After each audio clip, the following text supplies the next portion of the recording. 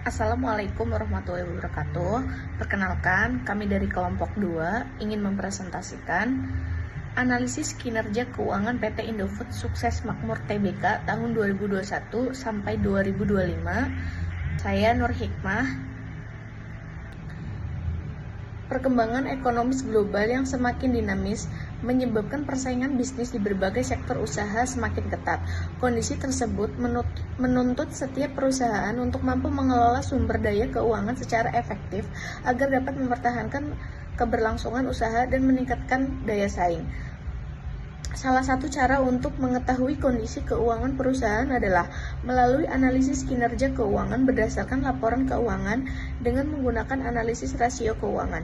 Analisis ini memberikan gambaran mengenai kemampuan perusahaan dalam memenuhi kewajiban mengelola aset serta menghasilkan laba sehingga dapat menjadi dasar pengambilan keputusan bagi berbagai pihak.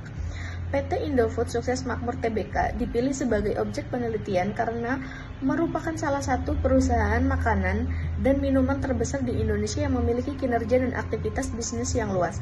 Selain itu, periode 2021 sampai 2025 dipilih karena mencerminkan kondisi perusahaan pada masa pemulihan ekonomi pasca pandemi serta penyesuaian terhadap perubahan lingkungan bisnis.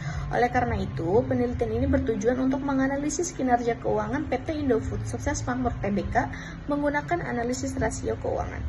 Lalu selanjutnya ada rumusan masalah. Yang pertama ada bagaimana kinerja keuangan PT Indofood Sukses Makmur Tbk periode 2021 sampai 2025 berdasarkan rasio likuiditas, solvabilitas, aktivitas, dan profitabilitas. Yang kedua, bagaimana kinerja keuangan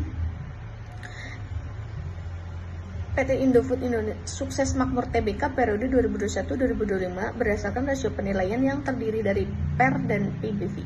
Yang ketiga ada bagaimana perkembangan kinerja keuangan PT Indofood Sukses Makmur Tbk selama periode 2021 sampai 2025 berdasarkan hasil analisis seluruh rasio keuangan yang digunakan.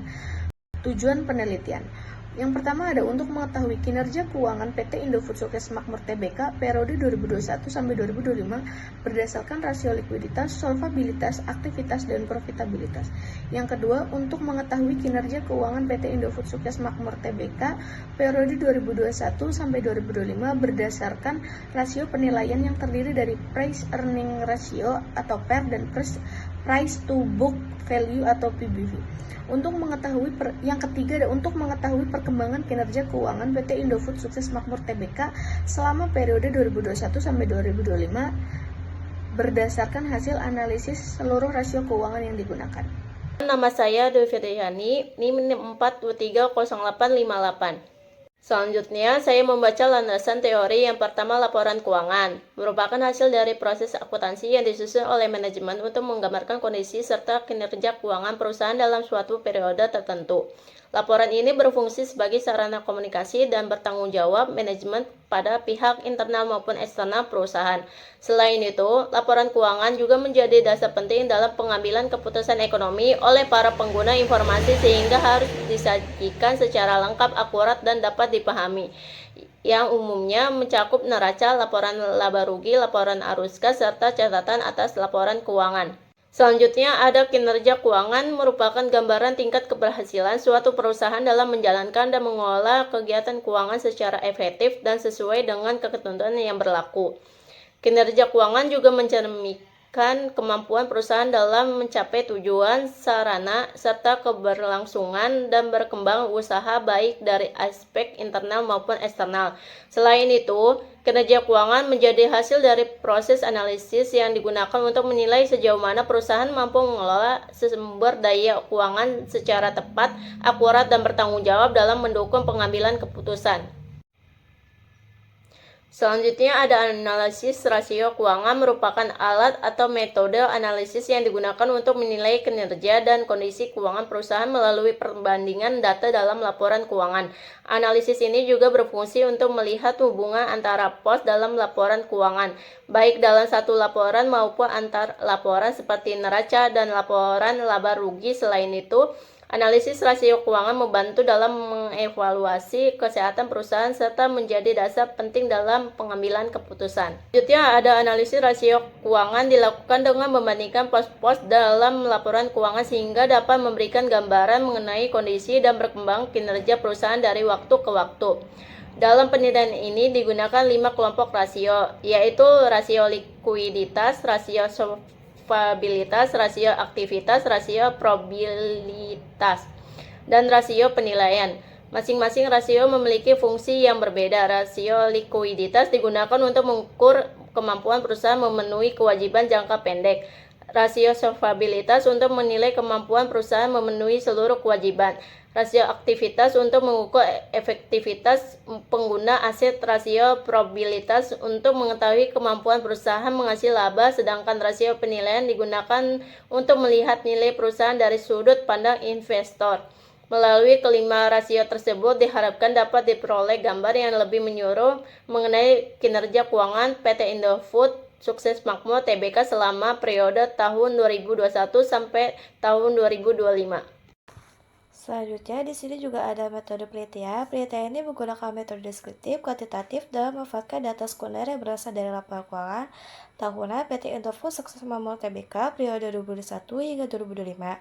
Data diperoleh melalui studi dokumentasi, kemudian dianalisis menggunakan 5 kelompok rasio keuangan, yaitu rasio likuiditas, solvabilitas, aktivitas, profitabilitas, dan rasio penilaian.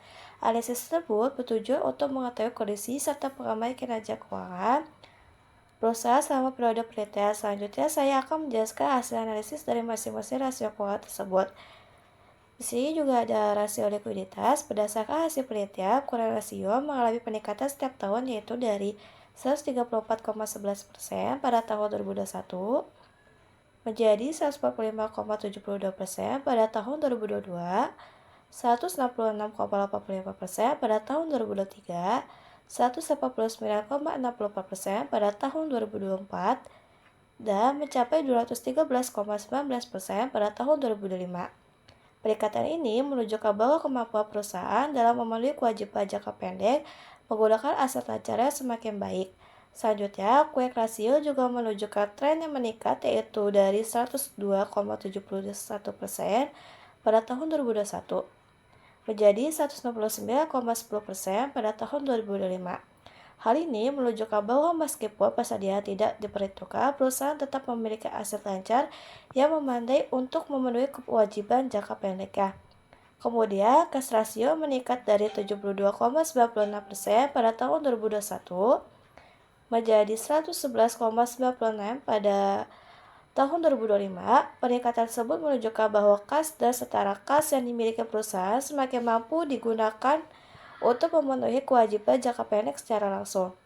Berdasarkan ketiga rasio tersebut, dapat disimpulkan bahwa kondisi likuiditas PT Indofood Sukses Makmur Tbk mengalami peningkatan selama periode 2021 sampai 2025, sehingga kemampuan perusahaan dalam memenuhi kewajiban jangka pendeknya juga semakin baik. Selanjutnya juga ada rasio solvabilitas. Berdasarkan hasil penelitian, debt to asset ratio atau DAR mengalami penurunan dari 51,48% pada tahun 2021 menjadi 44,80% pada tahun 2025.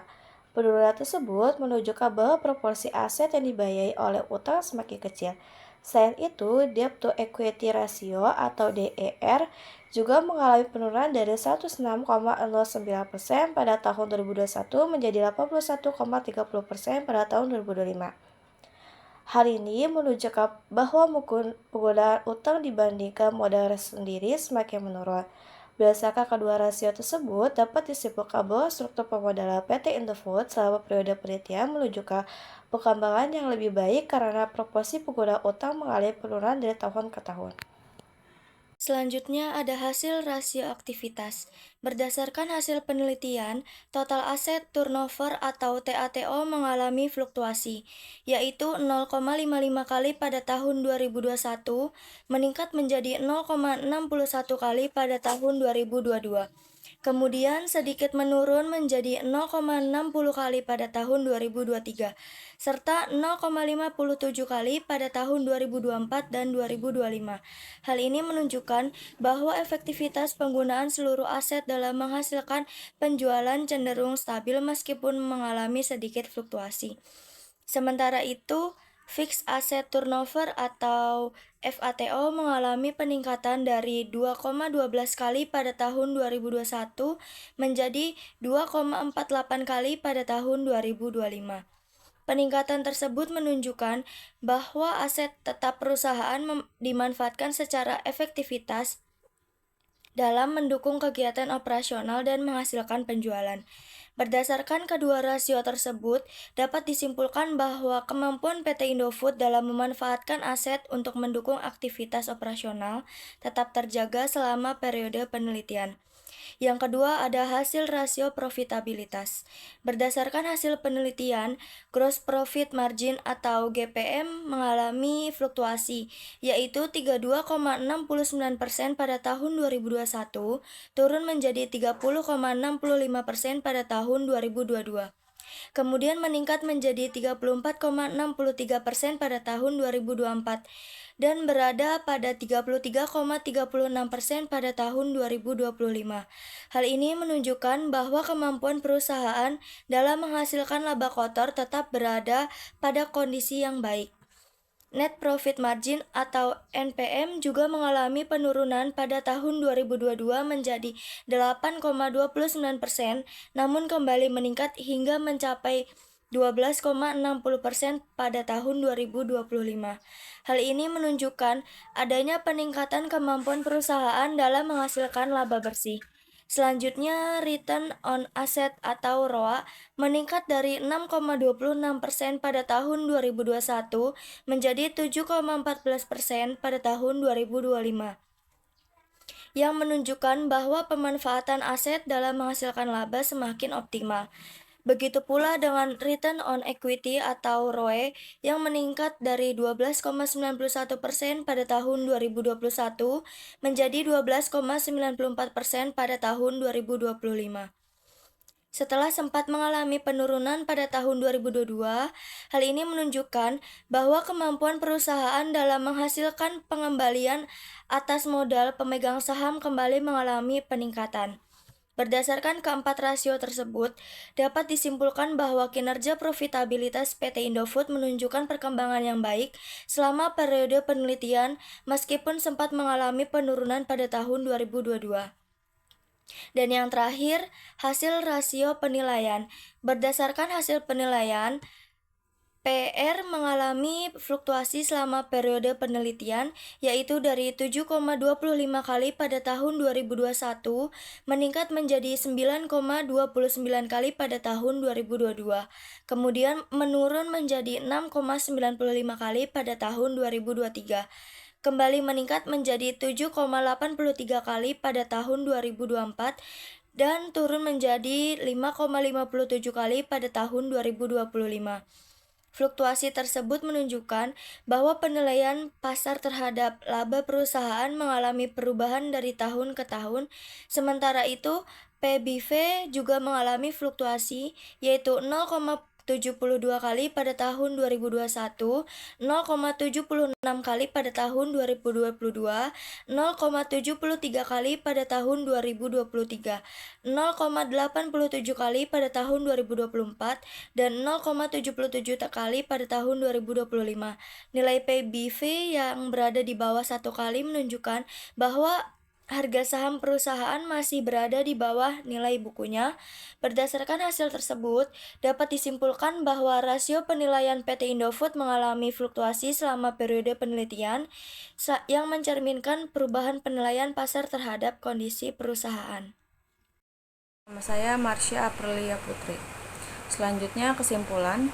Berdasarkan hasil analisis rasio keuangan PT Indofood Sukses Makmur Tbk periode 2021 sampai 2025, dapat disimpulkan bahwa kinerja keuangan perusahaan secara umum menunjukkan kondisi yang baik. Hal ini ditunjukkan oleh rasio likuiditas yang mengalami peningkatan sehingga kemampuan perusahaan dalam memenuhi kewajiban jangka pendek semakin baik.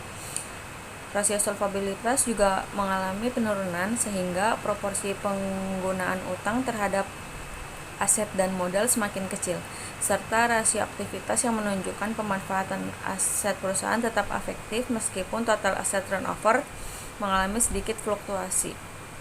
Selain itu, rasio profitabilitas sempat mengalami penurunan pada tahun 2022, namun kembali meningkat hingga tahun 2025 yang menunjukkan kemampuan perusahaan dalam menghasilkan laba semakin baik.